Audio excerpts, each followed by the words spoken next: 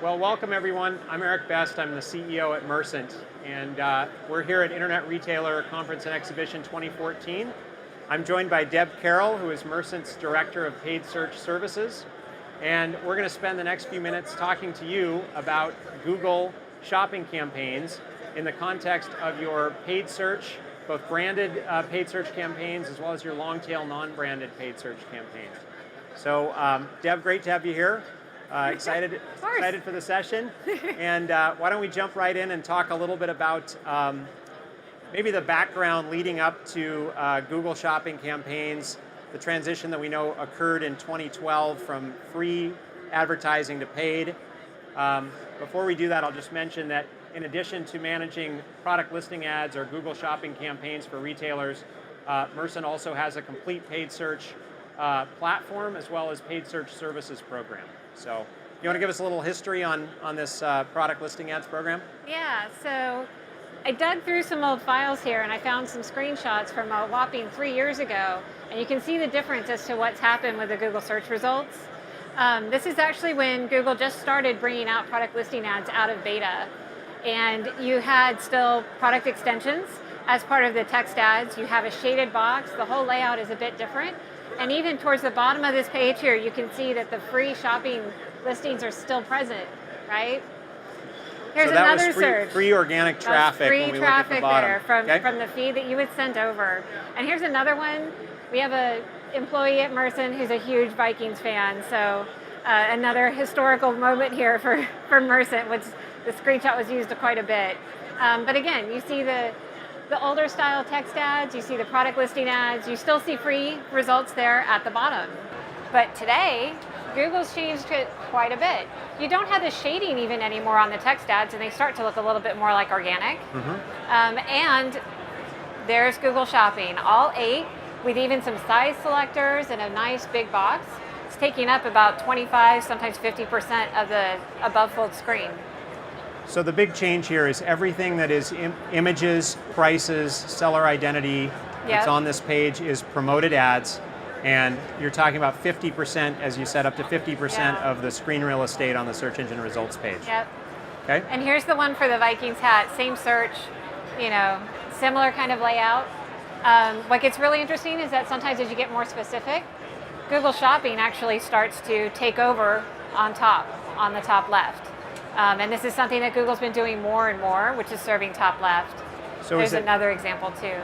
So this is an example of a situation where a product listing ads unit is trumping the text ad. They're really trumping text ads. Yeah, okay. Yeah, absolutely in the search. Great. So let's keep going. Google continues to experiment, and one of the latest experiments, of course, is when you type in something looking for the best or top quality, that Google actually has gone through on the shopping result and given each product a score and ranked them. So a lot of variability in terms of the form factor of those ads on the search engine results page. I know we've seen carousel carousel ads, applications. and we've also seen product SKUs that from multiple sellers that are matched to the same product listing ad unit. So very transparent in terms of inventory availability and pricing, and creates a very competitive environment for merchants that are trying to win that coveted space on the page. It really does. Okay. And it kind of leads us to the question, is the text ad basically dead? Yes, that's what we're going to talk about. Because I know that a lot of our retailers across the board, they keep seeing Google Shopping's growing, it's growing, it's growing. It's driving so much more of my sales. Most of our clients throughout this entire year to date are seeing at least about a 40% year-over-year growth in sales. Some of our clients are even over 100%. So the growth from shopping ads is outpacing paid search, that's for sure. So on that point, we can contrast that with Amazon, the third-party seller program, which has been a big part of our business for the entire history of Mercent. Historically, meaning 18 months ago and prior, we were seeing growth in the 40 to 50% range. We've seen that decelerate a bit. You can speculate as to the causes, but in the meantime, same seller year-over-year growth from the Google product listing ads program, now Google shopping campaigns, has grown from the mid 20% range when it was a free program prior to June of 2012 to, as you said, 50% plus year-over-year same seller growth. Yep. So what are the implications then on text ads through Google AdWords? Yeah, so when we look at how much share Google Shopping is actually taking up in an average AdWords campaign, you can see from the graph here, we've been tracking this, the graph is just showing from 2012. And right now, the Google Shopping efforts are 35 to 40% of the spend and sales that you're spending with Google. So it's just been increasing and increasing that share. And it didn't drop off as much as it had in past years when we, to the new year. After Q4. So that was a huge change. Just to repeat that, on average, as we look across Mercent's portfolio of customers, that's about 550 unique e-commerce brands that are advertising and selling products through our platform. Up to 40% of total Google ad spend is now allocated to Google Shopping. Yeah, that's where it's sitting at. And it's important to point out, I think we're going to get into this in more detail in a few slides, but that's when you include branded terms in the search campaign. Correct. Which is inherently going to weight spend on paid search potentially heavier than non-brand. Than non-brand alone. And the reason that we keep talking about Google Shopping when it comes to non-brand search is because when you do a search term report on Google Shopping, all you see are non-brand terms. You very rarely actually see our sellers actually matching to their own trademark, and that's huge. And here we have a sample of 14 different clients where 98 to 100% of the clicks, impressions, costs are all coming from non-brand searches. So, and this is just a sample. If I'm a retailer, these are search terms that do not include my brand name. These are non-brand terms, and 100% of the time, up to 100% of the time, those non-brand keywords are surfacing product listing ads on the search engine results page. Absolutely. Okay. So that's why it leads us to actually compare Google Shopping to the non-brand search. And one of the ways that it's absolutely winning out is that it's a less expensive CPC and a much higher conversion rate. So that's absolutely going to win out on the ROI. And one of the other ways that we look at this is the actual sales. So if you take out that trademark sales and actually just compare Google Shopping to non-brand, you actually see that Google Shopping has actually taken up about 55% of the sales in that pie, and only 45% are coming from your non-brand text ads. So let me just hit that again. So this is the view of product listing ads or Google Shopping campaigns, spend versus spend sales, on non-brand text ads. The sales as to where it's coming from, and Google Shopping's winning out on that. So when you exclude branded terms, PLA or Google Shopping campaigns is the largest program that our customers are running on Google today. Yep. Okay? Absolutely. But on the other side of the equation, we do want to talk about what's going on with the text ads. And the text ads have actually gotten very sophisticated in some of the other bells and whistles and attributes that you can add to a text ad. As you see here in this slide, there's a lot of examples where people are using the image extensions. It's a great way to expand your brand. And of course, the site links have gotten more sophisticated. You can control the extended site links and what they say. You have social extensions, you have your ratings, you can do third-party ratings. There's a lot more information that you can kind of input about what your company and what your business is doing. Okay, so evolving ad unit and still lots of opportunity. Still lots of opportunity, which is why it's not getting left behind. And the biggest thing I think that is really helped boost the efficiency and the way that the money is spent is RLSA.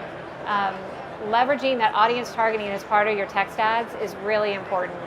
Okay. It means that you can turn this into more about customer loyalty, or if you choose not to want to show to anybody who's visited your site or purchased before, then you can turn your text ad efforts more into new customer acquisition. So RLSA on Google is the ability to target specific text ads to specific shopper activity. Okay. Yep. Activity, and that capability is not available through Google Shopping campaigns. Not today. Yet. Not yet. Okay, we talked about this a little bit before the session. Yeah. What are we expecting? I'm really hoping sometime by next year they start allowing a little bit more of that control on Google Shopping. Okay, so for now, AdWords is the only way to leverage CPC or PPC ads on Google that are targeted to specific customer behaviors or demographics. Yep. but we're expecting that to change I hope it does. over time. Absolutely. In the meantime, of course, Google's investing in this platform migration to the new shopping campaign structure. Right. So it seems like this year, Google and retailers are primarily concerned with how the new taxonomy, the new campaign structure is being rolled out and adopted pre-holiday in 2014. Is that Yeah. fair? Okay. And then the other part about text ads, when you add back in that trademark and everything, this is still a lot of money that you're leaving on the table that you don't want to leave behind. Yeah. And so it is still 60%. Even if you go back to the pie chart, that's still 45% of your revenue. You don't want to leave that behind. Great. So if text ads are dead, not really. It's definitely follow your business rules and watch your metrics. So a little bit more detail as to what in the world we mean is classically search ads have always been, and Google Shopping, you're holding them to a strict ROI. Are they driving revenue? Are they driving my margins? How am I doing in the competitive space? We're actively working closely with our clients to make sure to extend that view and look at what you're doing for loyalty programs. What are you doing for new to file? What is the lifetime value that you're getting from each one of these different types of ad units? And not just when it comes to paid search and versus Google Shopping, even the display efforts, email efforts. It's taking a holistic view so that way every dollar spent is a more profitable dollar even in the long term. So if I can summarize here, branded terms are still important to retailers, obviously, in terms of customer acquisition. But there's this age-old debate that we're not going to solve today as to whether or not you're paying for traffic or acquisitions you might have already gotten organically. Right. So if you focus on the long tail or non-branded customer acquisition opportunity, product listing ads are growing faster. They convert better, even though they have a higher cost per click. Or do they have a more efficient cost per click? Yeah, Google Shopping is more efficient. So it's lower cost per click for the time being on product listing ads. So generally from an efficiency standpoint, you're going to get great performance from product listing ads, but you don't necessarily want to ignore long tail, non-branded text ads entirely. No, you don't want to ignore them. And the better that you can track that to a SKU level conversion and long-term return on ad spend metrics like customer lifetime value, the better off you're going to be in terms of being able to justify competitive ad spend allocation. Absolutely. Okay. Well, thanks, Deb, for Thank contributing here today, and thanks everyone for watching.